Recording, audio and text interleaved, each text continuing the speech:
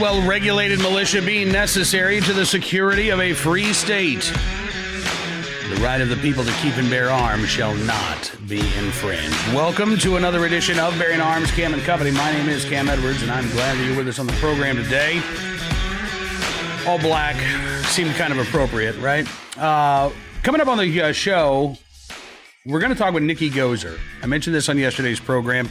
Longtime Second Amendment activist, executive director of the Crime Prevention Research Center. We're not going to be talking about what's going on at the Crime Prevention Research Center. We're going to be talking about what's going on with Nikki's own situation. More than a decade ago, Nikki's husband was murdered right in front of her, and the man who was responsible for that heinous killing has continued to try to stalk Nikki from behind bars. We're going to get an update on that situation. Before we do that, though, I do want to mention what's going on in both Washington, D.C. today and down in Georgia, where it looks like at this point, Democrats have taken at least one of the two seats necessary to gain control of the U.S. Senate. The race between David Perdue and John Ossoff is still too close to call, but it is not looking good either for Senator David Perdue. What does this mean for the Second Amendment going forward? I have a piece of Bearing Arms talking about this today. I'd encourage you to check it out. But we're also going to be talking much more about this on tomorrow's program with some special guests. Just that today, honestly, between the time that I sit down and record this and it takes time to upload, things are moving so quickly that I'm honestly afraid that if I get into this discussion today, by the time this gets posted, it's got to be out of date. So we're going to focus on everything going on in Washington, D.C. on tomorrow's program because there are some big concerns. But if you do want a sneak peek, if you want a preview, again, go check out my piece at bearingarms.com on the self-immolation of the GOP and what this means for our right to keep and bear arms going forward in the near future, at least. All right. With that, let's turn our attention to today's conversation. Again, very pleased to have Nikki Goeser sit down with us. It's an awful topic. I wish we were talking about something better, but I'm really pleased that she could join us to shine a light on what happens after the headlines stop, after the media coverage disappears in a case like this, and why the fight for justice doesn't end even when the public attention might disappear. Take a look and a listen. Nikki, thank you so much for coming on the show today. It's so good talking with you. Thanks for having me on, Cam. Absolutely. I want to have you back in the new year talking about what's going on with the Crime Prevention Research Center, but this is obviously a much more personal story. And I've kind of laid out the facts for our audience here, but can you just kind of tell us how we got to this point where the man who is in prison right now, convicted of killing your husband, is now facing these additional charges of allegedly stalking you from behind bars? Yeah, it was around October of 2019 when I found out from my former attorney that I used for my wrongful death suit against this man. My stalker was sending me twisted love letters from prison, and what he was doing is he was sending them to my former attorney. And it had my name on the outside of the envelope. Obviously, they were letters to me. And when I found out, I was just in complete shock. I knew that there was a chance that this guy could still write letters. He had sent 2 letters. The first letters, there were 2 letters that were sent before the murder trial. And I was just absolutely a basket case. And I notified the prosecutor, the detective, the victim witness coordinator. I let everyone know. I sent them copies of the letters asking for help. Maybe I need to get a restraining order. He needs extra charges. And no one did anything. And I was devastated and I gave up. And so I told my attorney, I said, please just don't tell me anymore because I can't handle this. I was doing it to protect myself mentally. It was too much. So, anyway, when I found out about all these other letters that have come after all these years, and I you know, my attorney honored my wishes. I mean, I was devastated, and he knew how severe this was for me. So he honored my wishes, and he didn't tell me.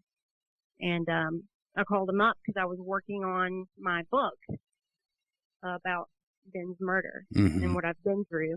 And when I asked him, I said, oh God, I wonder if there are more letters. If there are, I need to include it in the book.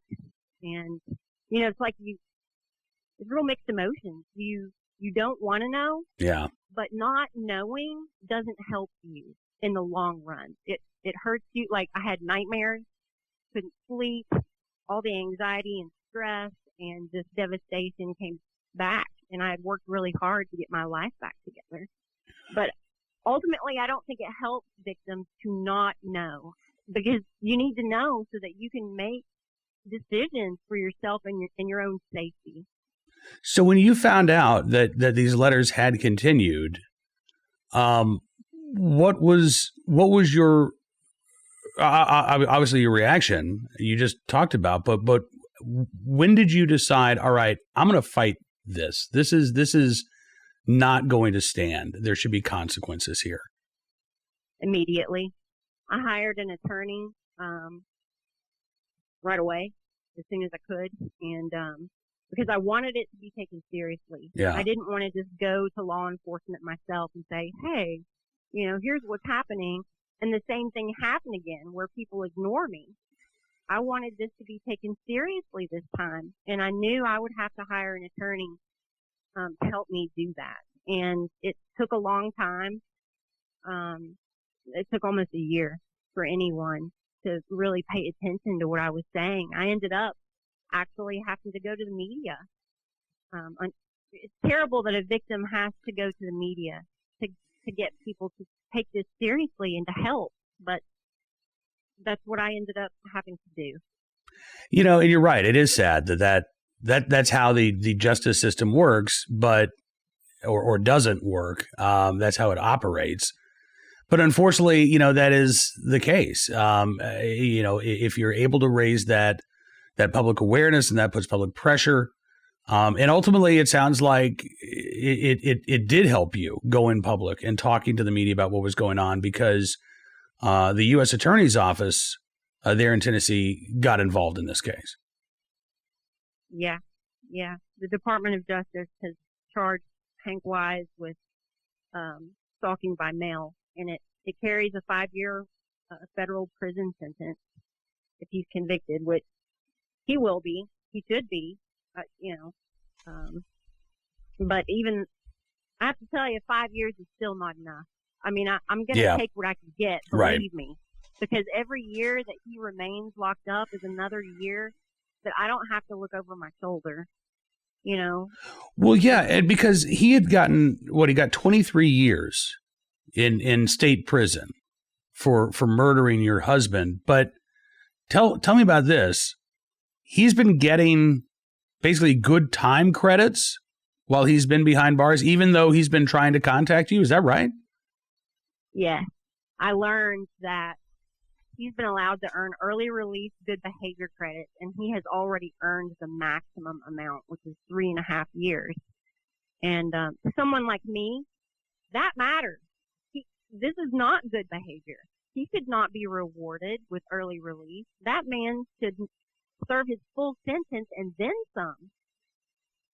Yeah, I'm with you. I'm absolutely with you. And what has been the response? I mean, obviously you've objected about this. You're not just telling me about this, but what has the response been from the Department of Corrections when you've asked them, why is this guy earning, why is he getting early release credits for good behavior when he's not, been on his best behavior behind bars, when he's continued to try to contact you? I think they're perplexed as well as myself. Okay. That whole early release credit is done through the Tennessee Department of Corrections. It's at the state level. So all of that has to be addressed through Tennessee Department of Corrections, which I've asked over and over and over again that those credits be revoked. And they're not doing it. At first they said, well, prisoner rights advocates will get upset if you take away these credits from an inmate. And then I kept pressing, and they said, well, we can't touch his early release because he's not been charged with a crime. So now he is charged with a crime. Mm-hmm. So I don't know what excuse they're going to use at this point. I'm hoping that they will do the right thing and revoke all of his early release. Yeah, absolutely. And in the meantime, since your story has started getting some attention, and by the way, we should update folks. Where are we now in this federal case against Hank Wise? Have the proceedings already started? Have there been any hearings? There was one hearing to just basically, he was arrested. Okay. Which sounds kind of crazy, but he was in the state prison, and the federal agents went into the state prison, arrested him, they transported him over to the federal courthouse for his first hearing, and it was basically just the judge letting him know, he's been charged, what the charges are, his rights, all of that. And then yesterday was the preliminary hearing to see if there's probable cause, and that judge did find that there is indeed definitely probable cause. So this case will move forward. The next hearing will probably be sometime in March. Okay. And that's when it will go before a grand jury. Okay. And in the meantime, this story, your story, is having an impact, I think, certainly in Tennessee. Tell me about what Representative William Lamberth wants to do in response to hearing your story. Yeah, Representative Lamberth is co-sponsoring a bill that will create a lifelong, permanent order of protection for victims of extreme violence like myself. And, and you and I have talked, Nikki, about this before. On the one hand, an order of protection, it's a piece of paper. It's not a suit of armor. But it does offer folks like yourself, again, that legal recourse, right? If this guy ever gets out of prison, tries to contact you again, there are additional penalties that then come with that. This is, I don't want to, as much as I might say, look, this is a piece of paper, not a suit of armor. That doesn't mean that I don't think that these orders of protections don't have their place. They do. Yeah, I realize that it's just a piece of paper, and there are people that are just evil enough to walk right through them, which I think this man is. I think this man is evil enough to just walk right through an order of protection. But if he ever shows up around me, from what I understand, the penalty will be very severe, and he'll be locked up again for a very long time. And, nobody really wants to talk about this, but I'll talk with you about it. We as gun owners, we carry, for our basic human right of self-defense. And I don't think there's any of us that actually want to have to use that gun. Yeah. I want to avoid it if I can. I mean, I don't want to have to do that. But God forbid if I did have to do that. I think this permanent order of protection would be a pretty darn good defense. I think that you're right about that. And again, I'm with you. I don't think that anybody, look, I have a fire extinguisher in my kitchen because, I want to protect my house from burning down, but I never wake up thinking, oh, today's the day. I hope I get to use it. I think gun owners feel the same way when it comes to carrying for self-defense. Just because we exercise that right doesn't mean that we want to ever actually have to pull out our firearm or ever be in a situation where our life is threatened. I've not met that gun owner, who's eager for that to happen, quite honestly. But if, God forbid, we are ever put in that position, we do have that right of self-defense, and we will exercise that right of self-defense in defense of ourselves and in defense of others. And, I know that this has been something that has been a critically important issue for you as a 2A activist, because when your husband Ben was murdered, you had a concealed carry license. you were carrying, but you couldn't carry that night because the establishment that you all were operating in was a gun-free zone, which didn't seem to matter to the man convicted of killing your husband, but it mattered to you, the law-abiding citizen. Exactly. I think so many of these gun control laws like that, they just affect good law-abiding people because those penalties are very real for us. Yeah. You know, I don't want to lose my handgun carry permit. I don't want to go to prison. I don't want to be in trouble with the law. I want to do what's right. But, you know, these evil people with evil intent, they don't care about these laws. Murder is already illegal. So how are they going to care about a gun law? Right. Exactly. Yeah, you're exactly right. I wrote about this in a different context earlier this week, talking about in Illinois, homicides in Cook County are at an all-time high in terms of the raw numbers. Carjackings doubled. I mean, violent crime is through the roof. And yet, legal gun owners or those wanting to become a legal gun owner in Illinois, there's a backlog for the firearm owner identification cards that are required before you can legally own a gun in the state. It's like a 6-month wait on average. You know, there are people who've been waiting even longer than that. And so, again, I mean, it gets back to that point. Criminals, the FOID card's supposed to be there so that criminals can't get a hold of guns. Well, what's happening is that law-abiding people can't get a hold of guns. They can't exercise their right of self-defense at a time in which violent crime is soaring. And clearly, the criminals don't seem to care that they're supposed to have a FOID card or they're supposed to have a concealed carry license if they're carrying a firearm on the streets of Chicago. That doesn't matter to them. That's not a factor. But as you say, for the law abiding, those are real consequences. We don't want to have even a misdemeanor conviction to our name. We don't want to lose our right to keep and bear arms. And this is, I think you're so spot on, Nikki. This is why gun control gets it backwards, because the people who really are impacted and the people who are really deprived of the ability to own or possess a firearm are not violent criminals. Oh, sure, if they get caught, maybe there are going to be repercussions. But as we're seeing right now, you know, there are hundreds of thousands of Americans who are stuck in this legal limbo because the state hasn't given them permission to exercise a fundamental constitutionally protected right. Yeah, it's pretty concerning.